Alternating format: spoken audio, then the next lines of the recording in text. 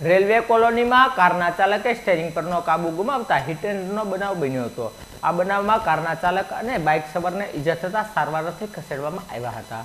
Railway કોલોનીમાંથી પૂરપાટ ઝડપે જઈ રહેલી કારના ચાલકે સ્ટીયરિંગ પરનો કાબુ ગુમાવતા કાર એક બાઇક સવાર સાથે અથડાઈ હતી, જેમાં બાઇક સવારને પણ ઈજા થઈ હતી, જ્યારે આ કાર પાઇપ ઉપર ચડી જતા કારના ચાલકને પણ ગંભીર ઈજા થતી હતી।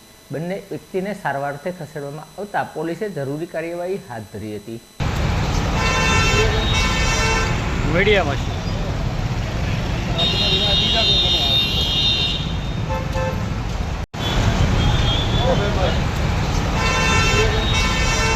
મીડિયામાં